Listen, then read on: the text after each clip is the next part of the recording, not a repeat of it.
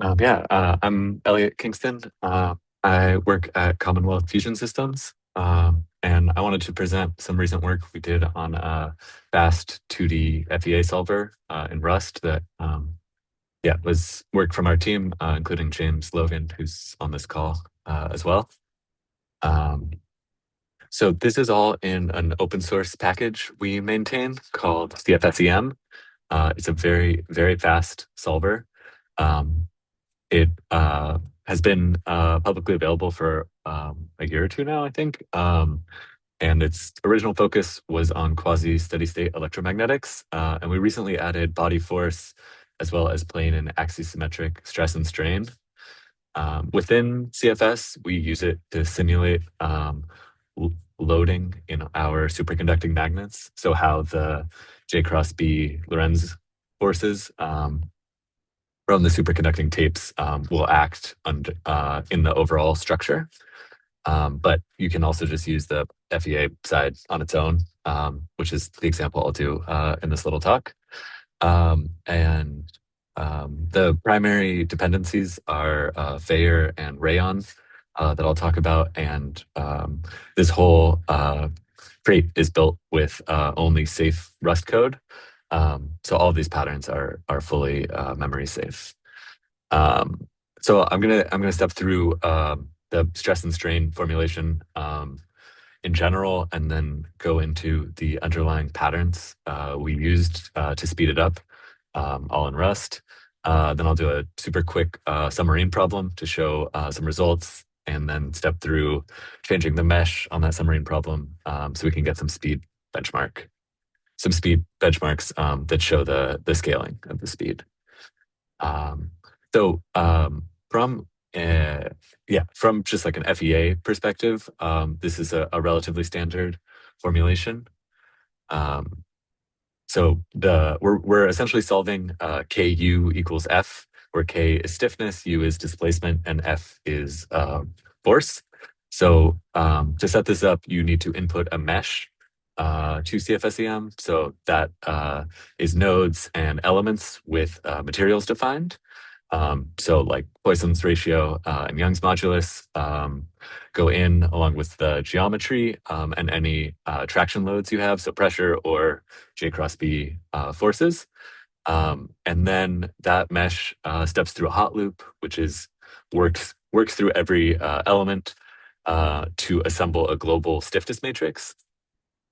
And that hot loop, wherever possible, we did the element math on fixed size stack arrays because we know the size and all the information in the mesh, so we can define that up front, which gives us a nice speed boost. And then once you have the global stiffness matrix, we were able to use Fayer to do the factorization and then get a fully factored stiffness matrix so we could solve that Ku equals F really quickly for a bunch of different load cases. And then once you back out your displacement, it's really easy to calculate your strain and stress because you have material properties in a fully defined geometric mesh. So some of the patterns we use to speed this up, one was focused on the forces, and that's the one producer, many consumer approach here. So we have a single producer that has two different paths you can take. So you can take a matrix-free path through the code, so you don't ever store your right-hand side force operator, which uses a lot less memory and is faster. But you also have the option to get that matrix back out if you need, if you're planning on doing downstream calculations with it. And we, so it's set up with the consumer as a generic closure. And so we monomorphized the code and inlined the consumer into a single loop. So we're able to achieve this with one loop, so there's no duplicated physics, so there's less to maintain. And then it's provably equal, so we have a test that runs that just builds this F in both paths and verifies that they match to machine tolerance. And And so we're able to achieve this with no vtable or intermediate buffer. So it's a very brief block of code that manages to do a lot of things at once.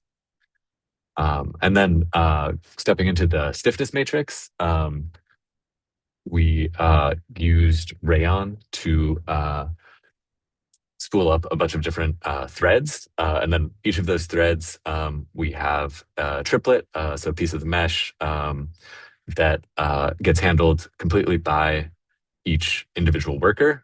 So we get to use the borrow checker throughout, so we avoid racy conditions by construction. And then we return from the parallelized state, we return everything back ordered. And then once it's returned back to a single thread, we're able to pass that into the sparse LU solve in Fair, and ultimately cache that factored stiffness matrix, which is a huge gives us a huge speed boost on multiple different force configurations, which is how we typically use this code. Yeah. Okay, so to step through a super brief example, I did a very rough take on the Nautilus, which is the submarine from 20,000 Leagues Under the Sea. And it's meshed here in the left-hand side picture.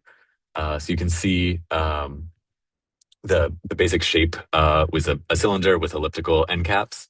I didn't mesh the elliptical end caps, but I included them as a pressure on the edge of the plane here.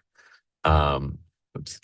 And CFSEM can take a generic mesh.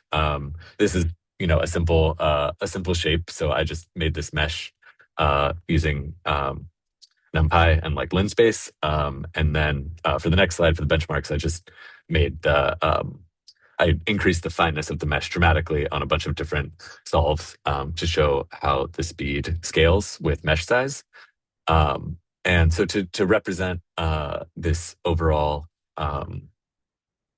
stress and strain scenario, you only need to mesh sort of one piece of it, which is what's shown there in that modeled half note. And solving it, you get the sort of stress and strain that we were expecting. So we were expecting continuous strain because there's no slip being modeled, so everything needs to move together. And that matches laminate theory well, which is that dotted line. And then we expected stress to jump right at the bond line. So the yellow is is like a carbon fiber overwrap, and then the blue is the steel. And at the 4-meter mark is the boundary, which is where we see that jump line. And so yeah, to my take, the steel starts to deform at 528 meters, so he should not go 20,000 leagues down. Stepping through the benchmark here, yeah, I bumped the mesh up from relatively small, what I showed there, all the way to like just past 1 million elements. And yeah, so everything is still solving this KU equals F equation. And you can see that the first solve, which is the orange line, is the primary cost of computation to get a factored K, and that every run after that is quite a bit smaller. So you can see that in the green line. So that's every subsequent load case. And you can see this scales really nicely with mesh. So you can solve in that green line, you can solve a 1 million element mesh in under a second, which means you can run this solver for tons of different like force scenarios, or if you're running it in like an electromagnetic combined with an electromagnetic solve, you can run a bunch of different J cross B loads and see the mechanical response really, really quickly, and use that to optimize your design. Yeah, so that was a very fast run through this code base. And what I wanted to highlight was just that with a few like very narrow but disciplined producer and consumer patterns, you can get very fast, very easily maintainable numerics without duplicating a bunch of physics, without duplicating a bunch of different paths through the code. And so what we had good results with was having one generic consumer, one generic producer paired with many consumers, setting up all the hot math on fixed size stack arrays, parallelizing along that triplet pattern gave us a major speed boost. And then for the heaviest part of the solves, doing a factor once and then cache the factor stiffness matrix. But that's of course applicable to yeah, any big factorization problem. And yeah, in CFSEM, we achieved agreement with closed form theory to under 1%. So we like for this simple example, we matched the laminate theory pretty much dead on. And it gives us the ability to run repeat load cases, yeah, on a million degree of freedom mesh in under a second. I think it's like 0.4 seconds right now for a million node mesh. And yeah, are there questions? And this is, again, all open source. So we'd love for you guys to use the solver or just borrow the pattern.